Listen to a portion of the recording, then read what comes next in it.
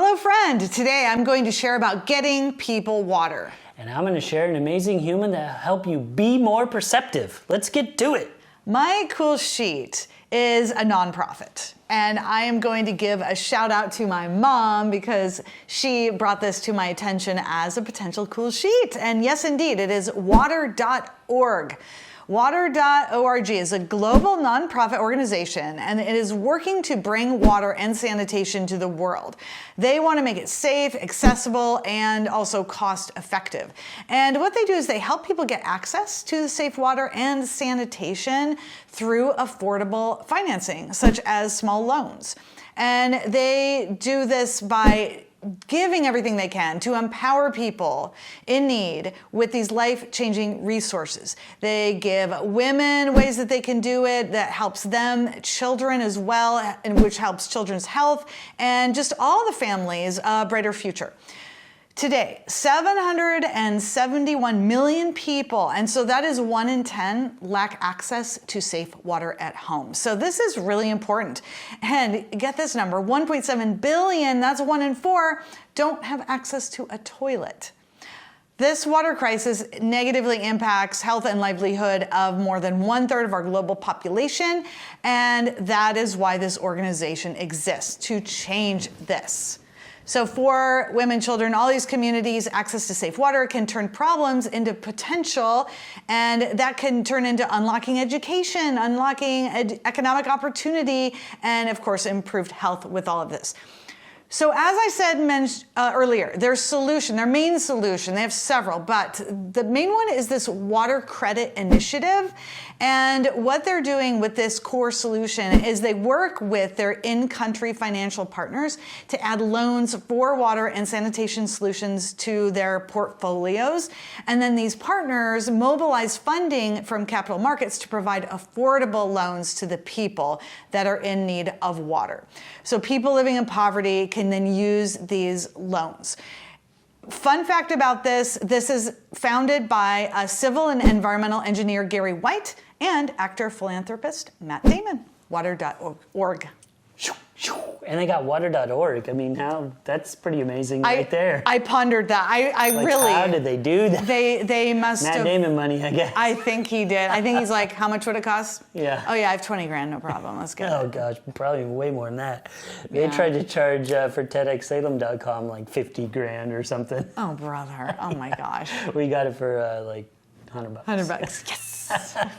Just stay strong. If anybody's trying to do that with you, park your domain name, just hold out. Yeah. And I have to give a shout out to Carly for that because she did not buckle. Oh, right, yeah. I wanted to pay him like $1,000 or something. She's like, no, do not do it. Do not give in. And it worked. So anyway, back to the water.org. They sound amazing. Yeah. It is so, it's, I try not to take a lot for granted, but water, I mean, I can't even fathom not having clean water and not having a toilet. I know. Unfathomable to me. And to know that many people are without, holy moly. You're right. I mean, geez. Yeah, it was the toilet, that statistic really blew me away. I did not know that. And I also liked what they're doing. It's because we've had cool sheets talking about water and sanitizing water, and a lot of it is focused on technology. And they're going into the environmental sort of way of solving this problem, which, it sucks, but it's needed because so much has to do with money. Yeah. And so you can bring in all this technology all you want all day, but if there isn't money to back it up and to keep it going, you can't have that technology. So now, this Gary White, he has done some technology and he has done a lot of work. And then the story is, or what my mom said, is that they discovered, Gary White and Matt Damon found that they were doing a lot of things the same. They were overlapping a lot. And so that's when they discovered each other, they were like, hey, let's work together. Yes, team up. Yeah. Well, cool. That's great. Yeah. I'm glad they're doing that. Yeah, the more things we can do like this, the better, for sure. Exactly. Thank you. You're welcome. I'm going to be talking about a human, and this human is Amy Herman. She's a lawyer and an art historian, and I saw a video. It was about visual intelligence, and it really blew me away. She also has a book by the same name, which I cannot wait to get. Visual intelligence is the concept that we see more than we can process. It's the idea of thinking about what we see, taking in that information and asking, what do we really need to live our lives more purposely and do our jobs more effectively? She explains in one of her classes, it's called The Art of Perception.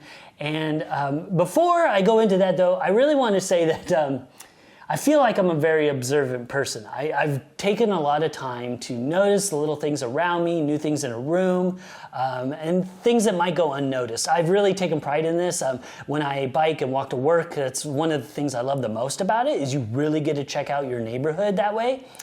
So I love this challenge in this art of perception because she has one person look down at a piece of paper with a pen or pencil, and the other person is looking at a painting, and they have 1 minute to describe what it is they see to their partner, and the partner has to sketch what they hear. Now, it's not about artwork, it's not about how well you draw, it's how well you can describe a new set of unfamiliar data and how well you listen and how well you take that articulation and transfer it into your own language.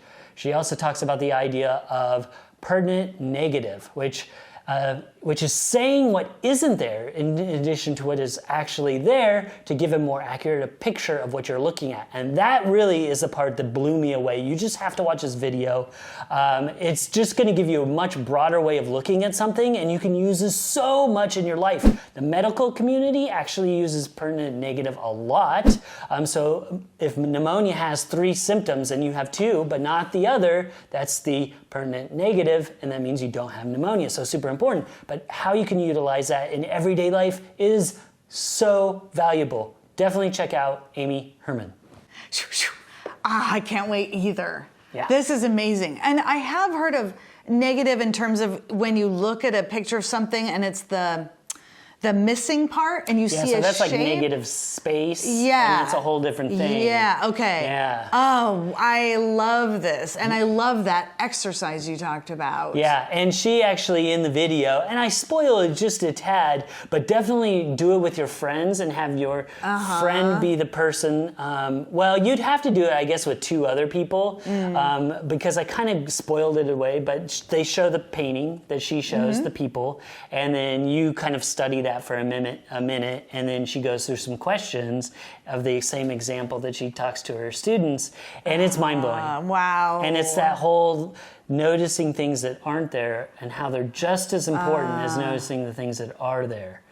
And yeah, that just changed my worldview like in an instant, which I love things like that so much. I love this too. Yeah. And that she's an art historian. I was like, she's a lawyer. Yeah. And okay, but that kind of makes sense. Yeah. Wow, that's incredible. Thank you so You're much. very welcome. Yeah, it's a good one. Yeah, I'm looking it up right away. Thank you for joining us, friend. I'm Karen McFarland-Holman. And I'm Brian Hart. Let us know in the comments, did you know Matt Damon partnered with an engineer to help people around the world have access to water?